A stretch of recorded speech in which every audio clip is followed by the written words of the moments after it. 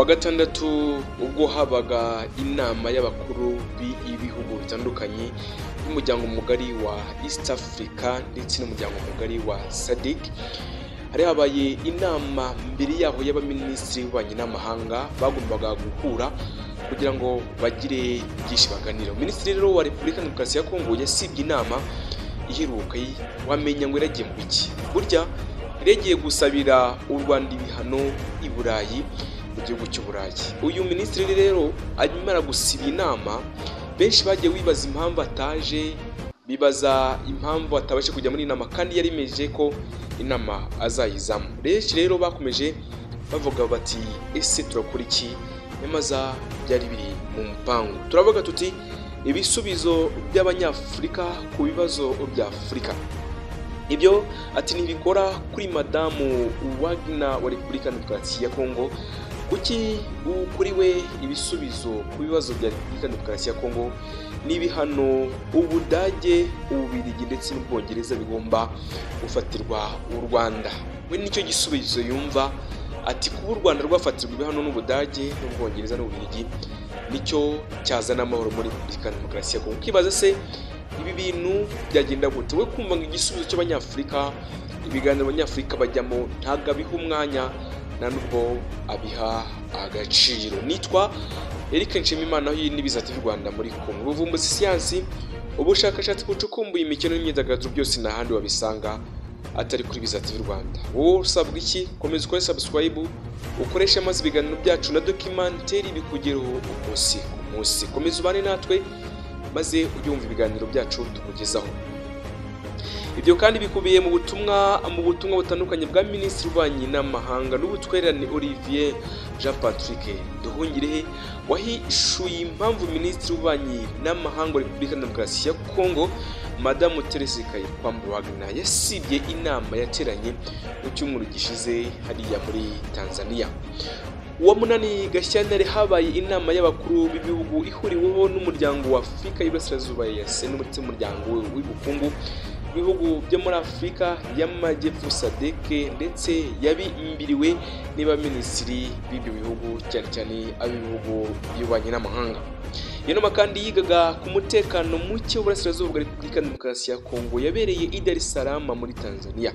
Ikaba kandi yari yatumiwemo ibihugu bigeze kuri 14 birimo 6 bibarizwa muri EAC ndetse n'ibindi 6 biri muri Afurika y'Amajyepfo cyangwa se SADC. Naho kandi EDC na Tanzania byo bikaba bibarizwa mu miryango yombi muri rusange. Minisitiri Nduhungirehe yavuze ko ba minisitiri 12 bose bafashe ingendo bitabira iyo nama, ariko uwa Repubulika Demokarasi ya Kongo nk'igihugu cyari ku murongo w'ibyirwa uwacyo ntiyitabiriye, ahubwo ahagararirwa n'aba ambasaderi w'icyo gihugu muri Botswana Madamu Emile Ayaza Buhusho Bekwa.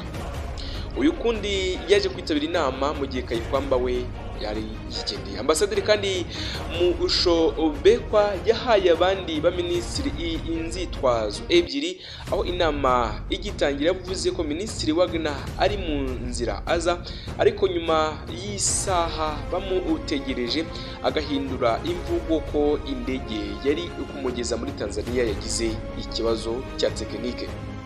Minisitiri rero Olivier Nduhungirehe ati gusa ubu twe twamenye ko Minisitiri w'Ububanyi n'Amahanga wa Repubulika Demokarasi ya Kongo icyo gihe cyose yari yibereye i Burayi yingingira amafaranga ndetse n'amahanga gufatira ibihano Repubulika y'u Rwanda.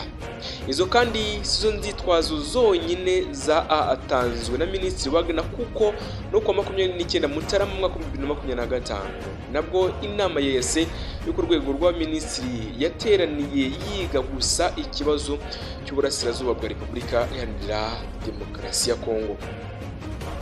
Minisitiri rero Nduhungirehe yahishuye impamvu Madamu Wagner Teresa Kayikwamba atitabiriye inama yo ku rwego rw'abaminisitiri. Minisitiri rero umwe rukumbi utarabonetse ni Madamu Wagner Repubulika ya Demokarasi ya Kongo. Impamvu yahawe ba minisitiri bitabiriye ikaba ari uko Madamu Wagner wari wamaze kwemeza ko yitabira ngo yafunguye linki cyangwa se umuyoboro yari gukurikiranaho inama itariyo niyo murongo bamuhaye.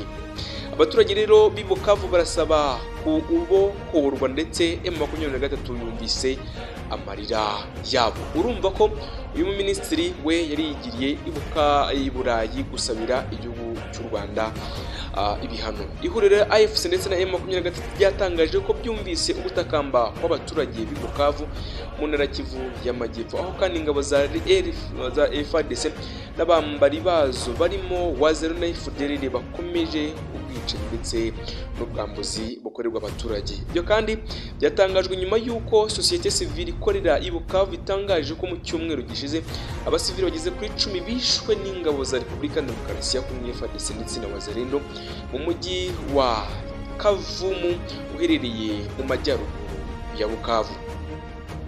Mu bishwe kandi harimo abasivili 7 bari biyicariye mu kabari mu masaha ya nimugoroba. Bikavuga ko kandi abasirikare bagize ba FARDC banasize basawuye igiturage cyaho hantu.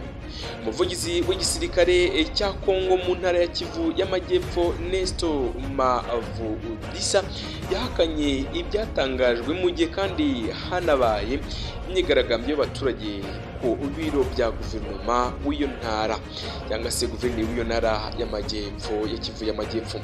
Aka kandi bagaha abo basirikare FARDC amasaha ageze kuri 48 yo kubahambiriza kuko babimereye nabi. Ubwo amasaha 48 iminsi igera kuri 2. Hagati aho biravuga ko kandi barwanyi ba AFC ndetse na M23 batangiye urugendo rwo kubohora abaturage b'i Bukavu bahereye mu mujyi wa Nyabibwe uherereye mu birometero 70 byonyine uturutse mu mujyi wa Bukavu.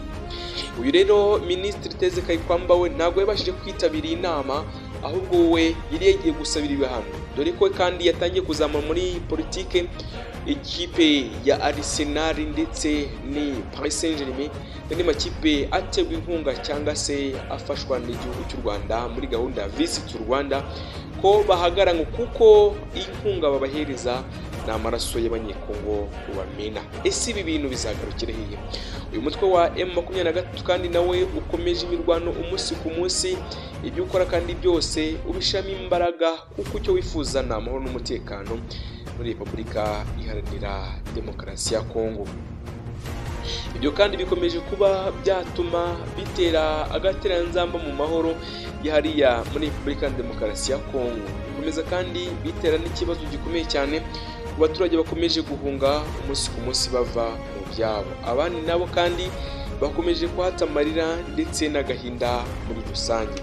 Uyu mutwe wa M23 ukomeje imirwano muri Repubulika ya Demokarasi ya Kongo, aho uyobowe n'umusirikare ukomeye cyane Sultani Emmanuel Makenga ndetse n'abandi bayobozi bakomeye cyane bafatanya kugira ngo umutwe wa M23 ukomeze wigarurire ibice bitandukanye bya Repubulika ya Demokarasi ya Kongo.